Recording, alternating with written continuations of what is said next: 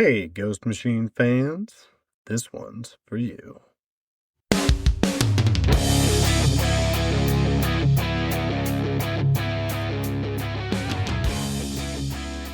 Welcome to the Ghost Machine Fans Podcast, episode 110. Our friends Direwolf, Matterhorn, Bloodhound, Stag, and Rook are trapped in the webs of Arachne the Spider Warden, and for all we know, there's no escape. The long-awaited origin of Stag the Deer Warden unfolds in this very deep dive. I'm Nick, and as usual, I'm joined by my better half, Snoggle. My dear, isn't it great to be back in the sci-fi universe? It is wonderful to be back in the sci-fi universe. I was missing Rook. Well, when we talked to Jason, he emphasized that he was shooting for about, a solid arc a year, 6-issue arc a year. And that means you're going to get it in spurts as it goes.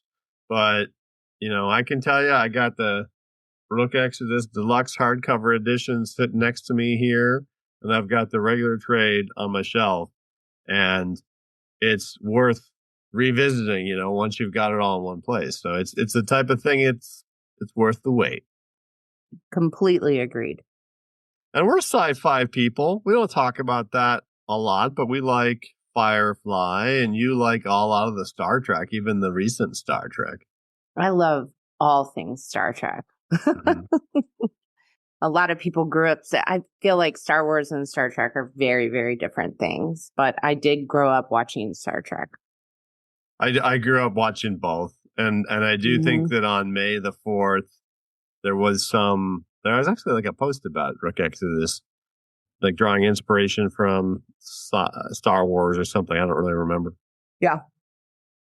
All right. Well, it's time to kick things off. And as usual, we have a shout out, but this one is a little unique. You may be familiar with Certified Guarantee Company, aka CGC. And we just wanted to shout out the awesome folks, Josh and the team over there at CGC, who sent us a collaboration request to celebrate a signing that they have going on right now for Jason Fabach and Jeff Johns. So this is one of those where you go in, you send your books in, they'll sign them, and then you get that CGC signature label deal type of authentication type of thing without having to be at a convention. Yeah, that's awesome. That's really, really neat. And it was really neat for those folks to collaborate with us. That we have a couple of times in the past when we've talked about slabs that are all Ghost Machine related. Obviously, we like CGC a lot around here. We have many a slab. They're not paying many a slab. But enough about the preferred way to protect and display your rare and unique comics, because Snoggle is back in the newsroom.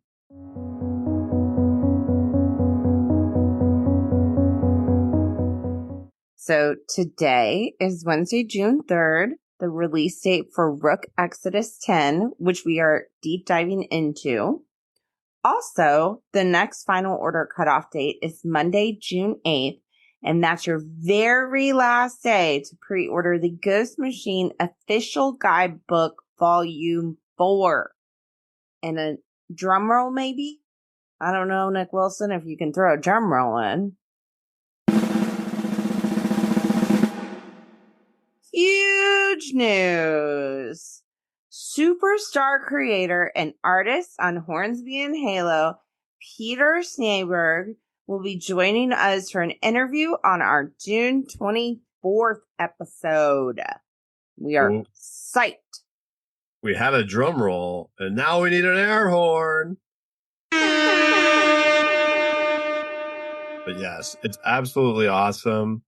Peter is one of our favorite artists, and there's so much work that he has done in previous stuff with Peter Tomasi and at DC. I'm a huge fan already, and obviously now he's the artist on Hornsby and Halo, and he's going to be on the show with us. So That's couldn't be awesome. more excited, you know?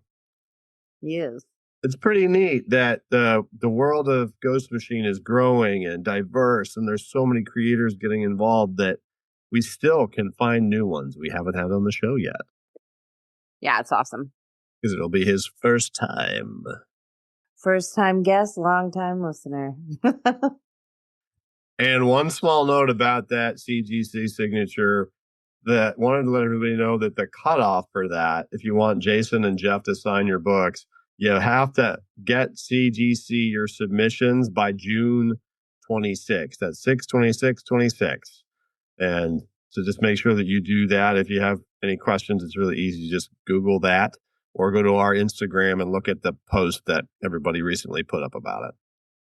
But we're not talking about Snejbjerg today. We're talking about Rook Exodus and Jason Fabach. And to do that, we must reveal the 5 fantastic covers that are available to you if you go out and grab your copy of Rook Exodus 10 at your local comic book shop. 6/26/26 is the same forward as it is backwards. Race car. Race car. Same thing. All right, so these covers, right? Yeah, first one, Jason Fabach and Brad Anderson. Jason with pencils and inks, Brad with color art, and it's Stag in profile. We've seen this previewed. A lot of people are excited about this character, want to learn more about this character, and he's smack dab right in the middle of this bad boy. So it's a pretty sad cover. Pretty sad cover because you see that arm there with the wedding ring. And the Japanese cherry blossoms. So it's really subtle though, right? Because it's if you haven't been reading Rook Exodus up to this point, and this is your first Rook comic, for example, because it's going to be somebody's, I think that if I saw that, I would assume that it is about the death of a spouse because of the emphasis on the ring. Mm-hmm. And so that's pretty neat to me that can be conveyed regardless of having all the other context that we kind of do so far. But we'll talk about that as we dive into the issue. The second cover is another one of those super cool portrait covers. This one's not shiny. Most of the others were shiny. But this one is of Carapace, the Turtle Warden, who we really get a kick out of. I like the eyes. I think Jason and Brad did a great job with this. The eyes being like glowy out the side. That's cool. That is really neat because you can see the glow emanating. Bruce and I saw a turtle on a hike today. Looked just like that. Look just like that. So do you recall how there has been a series of connecting covers by Cale New in the previous couple of issues of Rook? There's another one of those, the C cover. It's got Ursaw on it. Still love that character, even though I know he was defeated or whatever. He just looks super cool to me. Very villain. But it's supersized, right? Because aren't those like spaceships? Yeah, I think it's like superimposed in the world and whatnot, just kind of trying to show everything. And yeah, that's sweet. It'd be neat to lay them all out and take a picture of them once it's complete. And then we got a D cover, right? We do. I really like this cover. It's a 1 for 20 retailer incentive of Direwolf, and it is by Julia Inez Mammon. Sorry if I said that wrong. That's beautiful. I like it a lot. I like it because it's different than what we're used to seeing from the art in this book. And even on most of the covers, we haven't had a lot of them like this one. Yeah, I like how like everything is flowing and they're moving with her. And this is the second cover we've seen from Julia. We had another one recently. And like you said, this is one that you can only get this if your retailer has ordered at least 20 copies of this book. And that's pretty likely that most retailers will order at least 20 because this book continues to be highly anticipated. So did you know, I know it says Invincible Month variant right on it, but since neither of us are particularly familiar with the world of Invincible, did you think that this E cover was the like Lion Warden coming to play? I had absolutely no idea. And it's funny because it says Invincible Month variant. I was just like, we're getting a lion. Yeah, that's Battle Beast, who has his own series now and is a prominent character in that world. I thought it was really neat how Rook is reflected in his sword. Very, very cool. Very cool. And those are the 5 covers that are available to you if you go out to your local comic book shop and pick up your copy of this very issue, which makes this your official spoiler pause for Rook Exodus 10.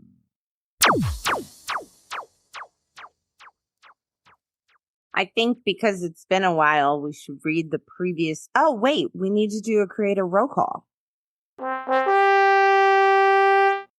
All right. Well, creators, Jeff Johns and Jason Fabach.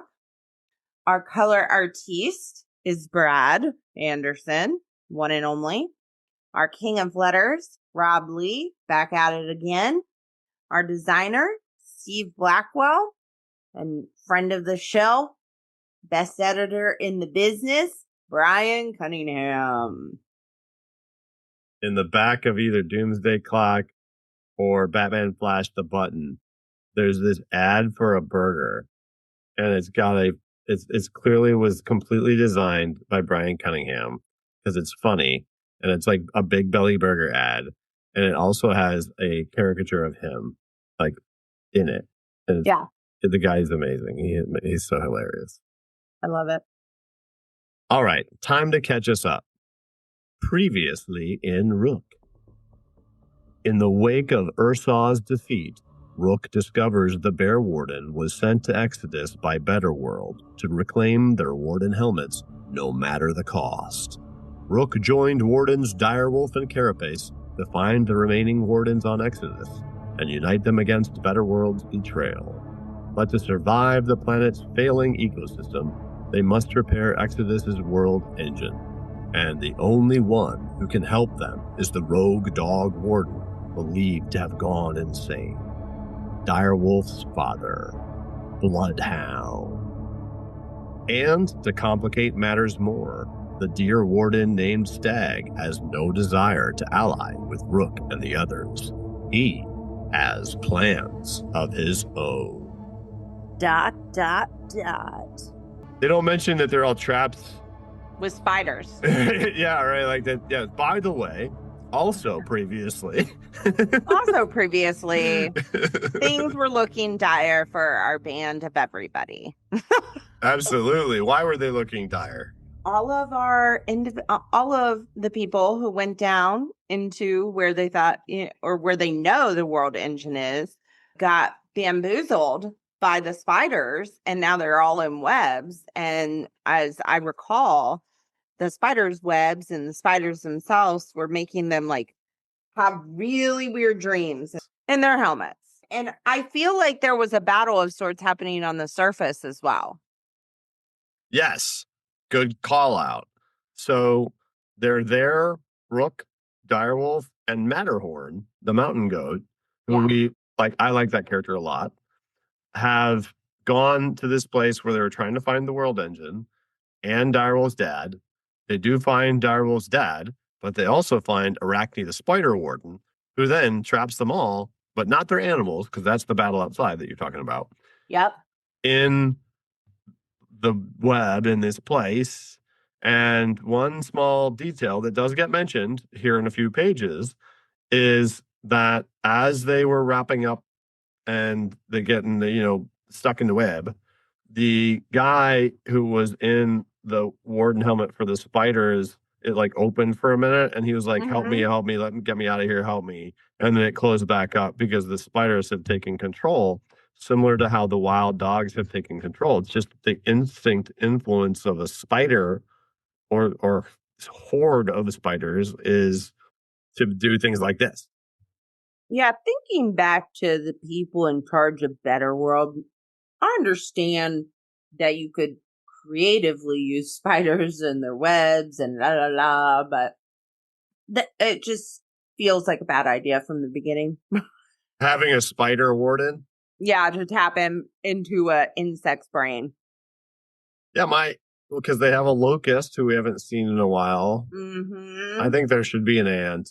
That's my opinion. And Ant would make the most sense. it would have like a hive mind though. Like that one would like lose itself to the instinct influence fast. I feel like they had wardens because a lot of what they did to the planet caused animals to be act erratically or actually be larger, grow larger than is typical. So that means that somebody was in a room and they were like, all right, here's the list on the tear offs on the conference room wall. Spider. We got to get spiders because otherwise the spiders will be giant and nobody will be able to stop them. No one. So we begin and we're going to see our Deer Warden's dream. And I like that we see in the red blocking, like, order is a promise the world rarely keeps, but nature, it tries. Even the fragile has purpose. So we're seeing the spider web, but the cherry blossom trees behind it show, tell us as a viewer, like, this is his dreamscape. Presumably it's the way that it was though when he was still in Japan with his wife. Yeah. And we find out his name is Gion and her name is Ayame. I might be butchering those both. And that we very quickly like learn that his whole thing is like about looking ahead. There's a war coming and it's about what the right thing to do next is. And then they see the stags for the first time. Like there's a handful of them and she's like, you see the spirits approve of what's going on here. And he says, or they came down from Kasugayama after the fires looking for food. He's very defeatist about everything in this vision. And he's a soldier, and he says, I was trained to lead soldiers, not herds, because Exodus wants him to watch over the deer. And that's interesting because in the other wardens, I guess we haven't really seen all the different contexts within which they were chosen. But I think Direwolf had like a background. Yeah, she had a background in working with wolves and stuff, whereas he's a militaristic soldier. I love the subtlety that makes us realize he is in this weird vision of the Rob Lee, just 3 letters, SKT, and that's the sound of a big old spider web starting to stick to the stag, and then they get overrun in this nightmare. I like the contrast of color. That the purple spider, and there's that pink background of the cherry blossoms. Very pretty. And it would be really scary, like in a cinematic environment because of the contrast that you're talking about. In his horrorscape, obviously, his wife is getting pulled from him once again. Right. And that's when we realize, okay, this is a vision he's having while he's trapped in the webs. Because then we get this awesome full page spread from Jason of him trapped in, these spider webs. But it doesn't look like this. Like, the spiders are just like hanging out. It doesn't look like they're eating him. It doesn't look like they're cocooning him. And I like that though, because I have enough information now to move forward. I know he's a soldier. I know he lost her. I don't know how. I don't know why yet that it has to do with Bloodhound because that's been mentioned before. But I thought it was really cool. We get this montage. The 5 panels. Yeah. Tell us about that. I am Stag, and he is trapped. Soldier, which this panel is sweet because you can see he's with multiple individuals fighting a war against robots. So yeah, they look like samurai robots. I want to see that show. Yeah, it's not looking good.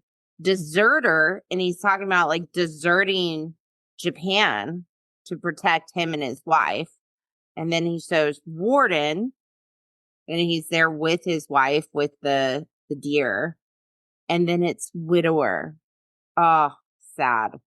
There's so much subtle progression, though, because on the deserter page, they're on a spaceship with the window behind them of Earth showing that they've left. And she says, please, can we please go back? She still doesn't want to do this. Yeah. And the next one, all she says is, must you wear that helmet? And he seems more entranced with his drift than anything. And then even the widower one is like, oh, a fire. We didn't know that part. We didn't know how Bloodhound, quote unquote, killed her. Yeah. And these events, this nightmare is so intense. Ironically, spiders, you shouldn't have given the guy such a bad nightmare. Otherwise, you'd have been able to keep on chewing on him or whatever. Yeah. But, you know, when you think about it. And a little snickety snack. Right, yeah. And so he's able to get out of there. I think it's cool. Rob has all these great sound effects on this stage. You know, like between the sound of ripping out of the webs and the sound of the spider getting grabbed and pulled away, like the kind of like little screaming insect, screaming arachnid. He's stabbing a spider with his horn. I liked that. I loved how he actively utilized his horns in combat, like he was familiar with doing so. That was cool to me. So he gets out of the web and then he falls, which again, lovely, more sound effects. Spiders are coming after him. And they're also, he's faced, actually, you know, which the Tobey Maguire Spider-Man, we've got Rook upside down. Oh, you're saying that Stag is Kirsten Dunst? But, it's a little different. Yeah. That's it. Things aren't looking good for Rook.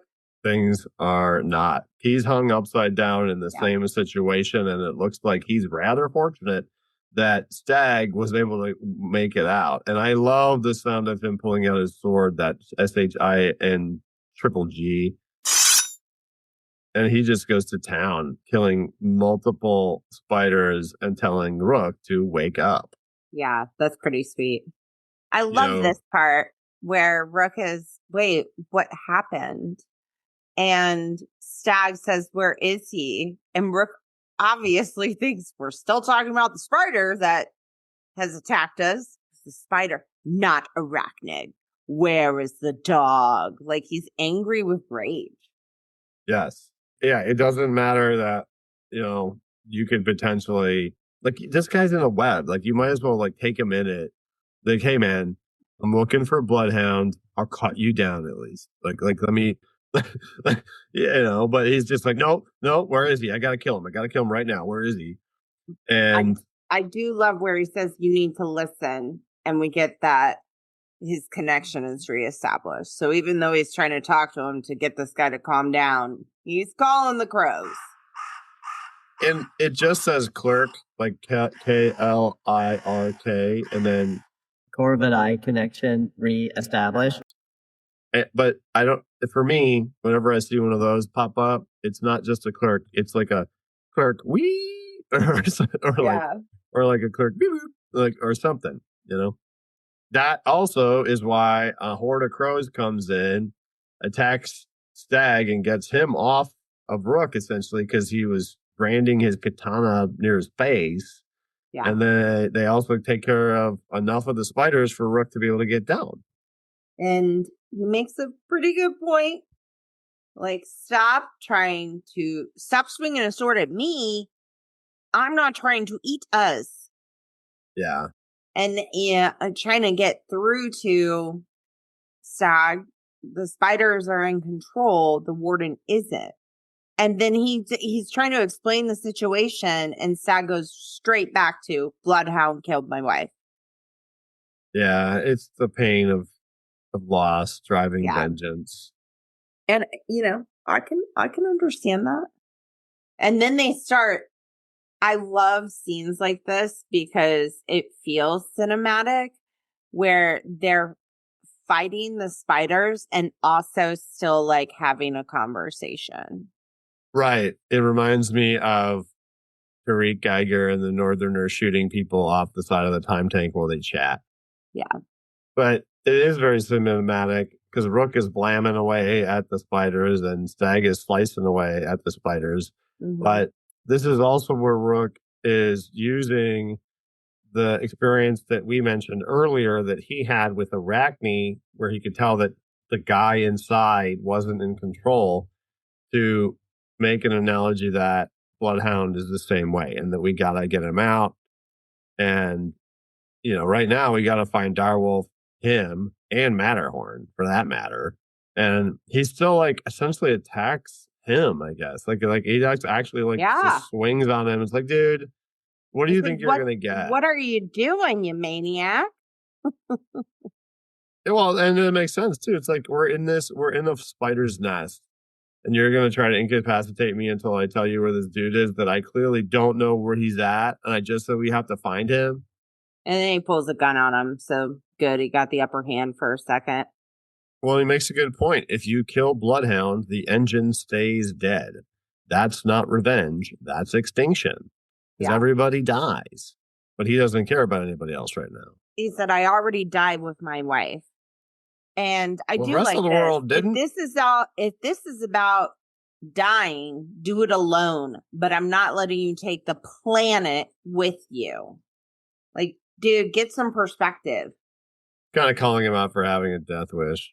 What helps him get through is he tells him not to listen to him, but to listen to his drift. To listen to his deer. Yeah. And this one is Capra Ibex connection reestablished. And really neat eye opening, like an eye actually opening with that glowing, eye that Brad put in there. And this reminds us that there was somebody out there. There was one human that ran into Pumbaa and was observing everything that was going on between all the different animals that were out there.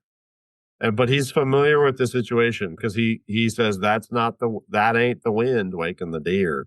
Somebody's back on the line means there's a warden close. Question is, which kind? The help you kind or the eat you kind? And then it's a bear. Yeah, I like how it's RRSW Ursol with the noise that the bear makes. And it says you're connected. And asks him what he hears, and as a result, he says he hears his wife and chooses to take off his helmet because he's remembering that in the beginning, she didn't want to leave Earth. She wanted to stay on Earth and protect what was left. And so now he's choosing to take the same stance on Exodus. Yeah. Because she's gone anyway, I suppose. But that's a significant decision point for this person. They needed a moment of clarity. I mean, sometimes you just have to have a gun in your face. Well, who knows how long he's been hunting him and how that's gone, and where his mind is, and this is such a traumatic thing and epic combat, very metal, just a lot going on. There's a lot going on, and as they're getting out of there, though, they start to climb up because they find that Matterhorn, Bloodhound, and Direwolf are above them. Yeah. And Stag is like, well, what about Arachnid? And Rook is like, they can't see him or the spiders. They're not there now. We don't know where he is, but they're not there. So they kind of luck out because then they climb up there and they're able to get everybody out of the webs. And then we get Donica. I do love Matterhorn because antlers. Please don't tell me I owe you one. But she says no one owes me anything but him. And she's looking at Bloodhound, who does have that green stuff on his face like Jason talked about a while back. And Donica sees him and says, Dad, and goes straight for the helmet. Rips it off. And then we get a very hesitant dad. And Matterhorn, I love that sometimes she doesn't read the room. Yeah, I like her. Is he in there or is his mind scrambled like an omelet? I really like that character. Yeah. Quite a bit. She's very cool. She puts her hand on his shoulder and he turns around and knows her. And then I'm pretty certain the 2 panels before that, would you take it as him putting the blade back into the hoist? Yes, he is sheathing his katana. So he's not going to choose mayhem at the moment. Well, he sees the recognition between the two of them, and that is enough for him to make the decision, at least in this moment, to no longer seek vengeance. Yeah. She's crying. Dad's crying. You found me. You told me never to quit, so I didn't. Aww. And they have an awesome scene at the end where they hug and they embrace. It's interesting, though, because there's a wide panel at the bottom of the last page, which is Stag looking over on the right. And it says, next, Mind Over Monsters. I have no idea what to expect from that. Although we do have a preview page that's also really sweet looking, and it says All Out Against Arachnid. So I'm guessing it's the monsters or spiders. But in the preview page, Bloodhound's got his helmet back on. So maybe he gets it together. Yeah. There's also a really cool bio for Stag that tells us a little bit more about his background and, some things he did in the military, how he used to be a battlefield strategist by nature, that his awareness and reaction speed made him nearly impossible to outmaneuver. However, since Ayame's death, Stag has withdrawn, operating alone, rejecting the very idea of a herd. So he was even rejecting, a lot of his instinct influence. It is what it is, but, it'll be interesting to read the next book coming up. Yes, and there's a cool preview also for the Ghost Machine official guidebook, number 4, that I believe you mentioned earlier in this episode was on Final Order Cutoff.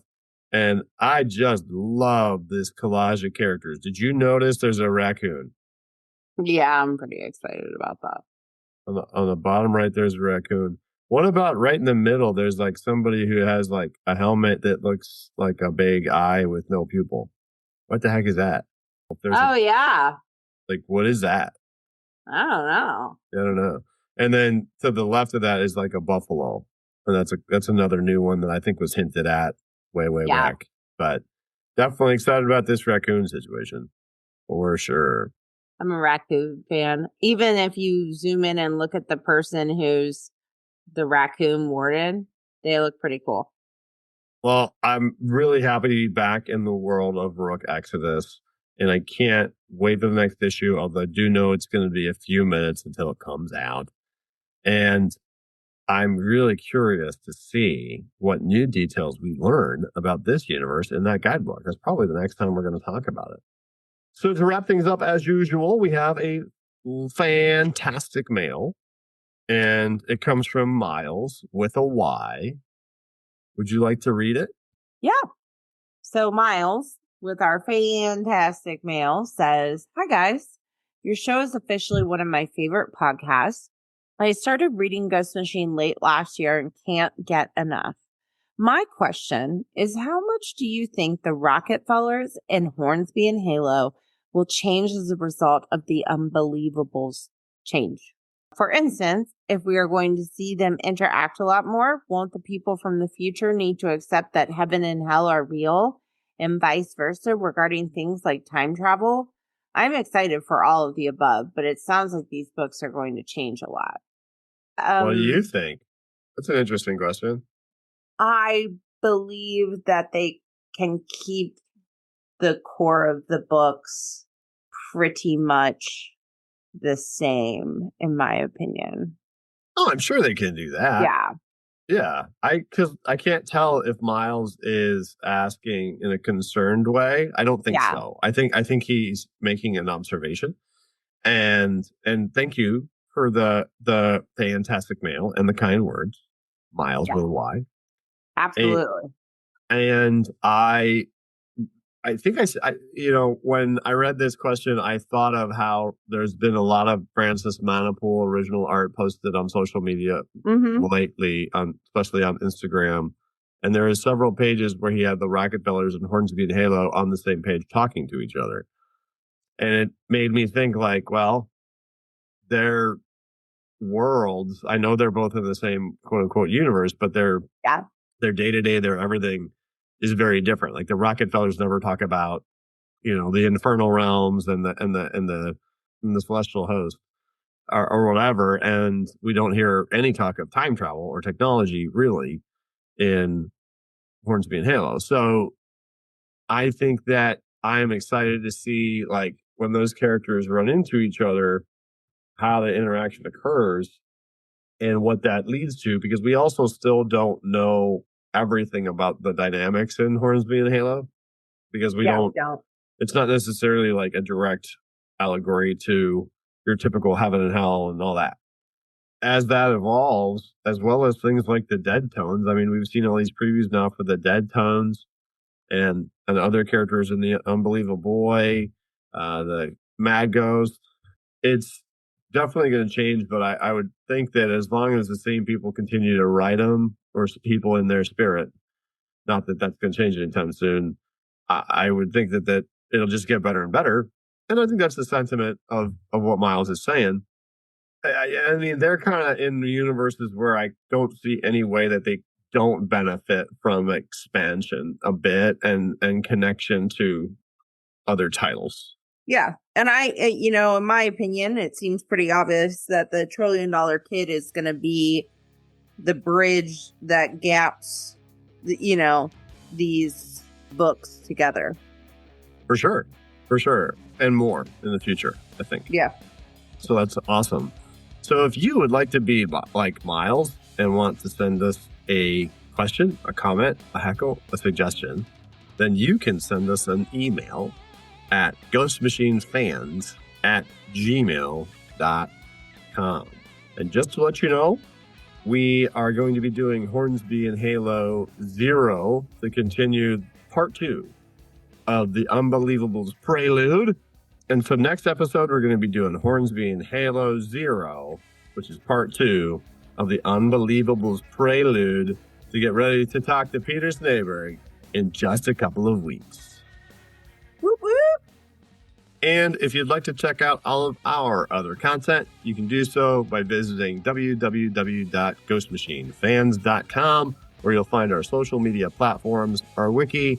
And if you'd like to join the conversation on Discord, the invite link is on our Instagram at Ghost Machine Fans, or on the Ghost Machine Comics Reddit in the announcements. And thanks so much for joining us tonight on the Ghost Machine Fans Podcast. Matterhorn is Blunt Podcast.